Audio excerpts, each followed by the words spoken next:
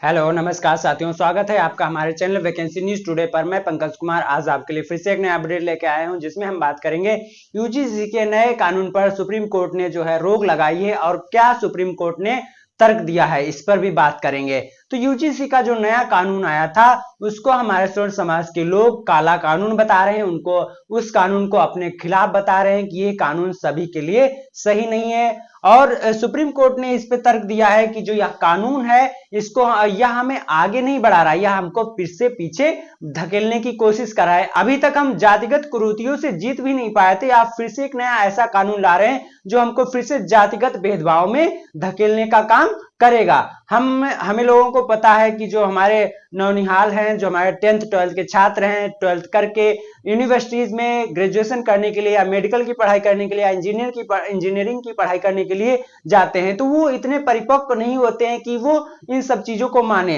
अब आज का ऐसा समाज हो गया है कि लोग एक दूसरे के साथ आसानी से बैठते हैं, सबके साथ बैठकर खाते पीते हैं, सब कुछ करते हैं, लेकिन वह सोच फिर से पैदा करने की कोशिश की जा रही है। तो यही तर्क दिया हमारे माननीय सुप्रीम कोर्ट ने कि यह जो नया कानून है यह हमको फिर से पीछे धकेलने की कोशिश करेगा। अभी तक हमारी जितनी भी कुरीतियां थी हमारे समाज की जाति से संबंधित, उनको अभी सही तरीके से समाप्त नहीं किया जा सका है, और ये फिर से एक नया कानून ऐसा आ जाएगा जिससे ये सारी चीजें फिर से बढ़ जाएंगी।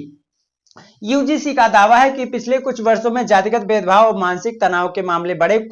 बहुत से छात्रों ने आत्महत्या जैसे कदम उठाए, उनके पूरे सिस्टम को कटघरे में खड़ा कर दिया गया। यानी कि जो यूजीसी की तरफ से जो वकील थे उन्होंने तर्क दिया कि यूजीसी का जो यह नया कानून है यह छात्रों को उनकी शिकायतों को दर्ज कराने के लिए है, उनको एक समानता देने के लिए है। लेकिन यहाँ पर जो हमारे सुप्रीम कोर्ट ने कहा कि क्या जो हमारे अनारक्षित वर्ग के छात्र हैं क्या वो इस कैटेगरी में नहीं आते, क्या उन पे प्रताड़ना नहीं होती, क्या उनकी रैगिंग नहीं होती? यही सारी सवाल पूछकर हमारे सुप्रीम कोर्ट ने यूजीसी के नए कानून को स्टे लगा दिया है, और 2012 का जो कानून है जब तक नया कानून नहीं आ जाएगा तब तक 2012 का ही लागू रहेगा। यहां पर अगली हम बात करते हैं कि इसी वजह से यूजीसी ने हर कॉलेज और विश्वविद्यालय में इक्विटी कमेटी बनाने का प्रावधान किया, लेकिन आलोचकों का कहना है कि नियमों की भाषा अस्पष्ट है और असंतुलन की कमी साफ दिख रही है। तो जितने भी हमारे स्वर्ण समाज के लोग हैं वह इसको अस्पष्ट बता रहे हैं, असंतुलन बता रहे हैं कि सभी आरक्षित वर्गों को इसमें शामिल किया गया है, लेकिन जो सामान्य जाति के लोग हैं उनको इसमें शामिल नहीं किया गया है। और यहां पर हम बात करते हैं कि यूजीसी का जो इक्विटी नियमों में जुड़े मुख्य विवाद और तथ्य इस प्रकार हैं। उद्देश्य और संरचना। इन नियमों का मुख्य उद्देश्य उच्च शिक्षा संस्थानों में एससी, एसटी, ओबीसी, विकलांग और महिलाओं के खिलाफ भेदभाव को रोकना है, जिसके लिए हर संस्थान में एक समता समिति इक्विटी कमेटी बनाना अनिवार्य है। तो यूजीसी का ये तर्क है कि सब जितने भी हमारे आरक्षित वर्ग के लोग हैं, विकलांग महिलाएं हैं, उनके खिलाफ भेदभाव को रोकना ही इसका मेन उद्देश्य है। लेकिन जो हमारे अनारक्षित वर्ग के छात्र हैं या जितने भी लोग हैं वह इसका विरोध कर रहे हैं कि क्या जो हमारे अनारक्षित वर्ग के लोग हैं वही भेदभाव फैलाते हैं, वही ये सारी कुरीतियों को आगे बढ़ा रहे हैं समाज में? तो ऐसा तो नहीं हो सकता कि जितने भी हमारे अनारक्षित वर्ग के लोग हैं वही भेदभाव फैलाते हों या वही लोगों की रैगिंग करते हों, वही मानसिक प्रताड़ना देते हों।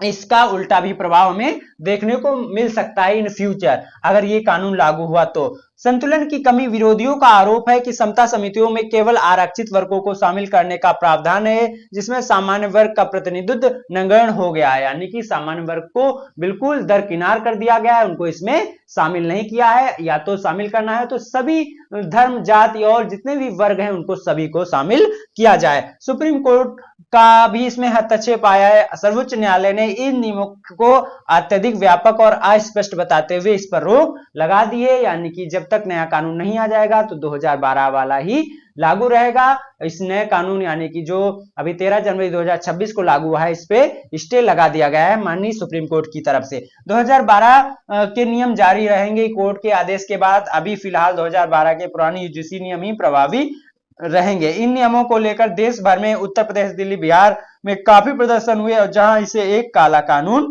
कहा जा रहा है।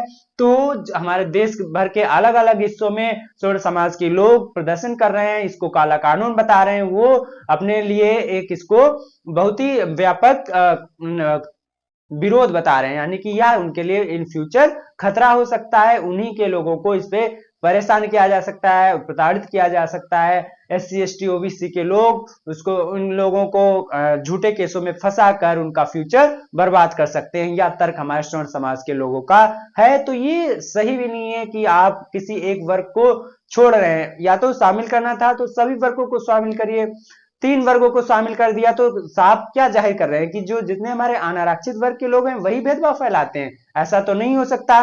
तो इस पर हमारे सुप्रीम कोर्ट ने रोक लगा दी है। सुप्रीम कोर्ट का तर्क है, इस पर फिर से विचार किया जाए। और हमारी जो केंद्र सरकार है उसको भी नोटिस दिया गया है सुप्रीम कोर्ट की तरफ से, और हमारी जो UGC कानून है उसको भी रोक दिया गया है।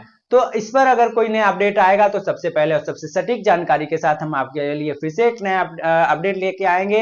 अगर आप किसी भी एजुकेशनल न्यूज, लेटेस्ट न्यूज की जानकारी चाहते हैं तो आप हमारे चैनल वैकेंसी न्यूज टुडे को सब्सक्राइब कर सकते हैं, ताकि जब भी कोई नया अपडेट आए और सबसे पहले नोटिफिकेशन आपको मिले। मिलते हैं नेक्स्ट वीडियो में, तब तक के लिए नमस्कार।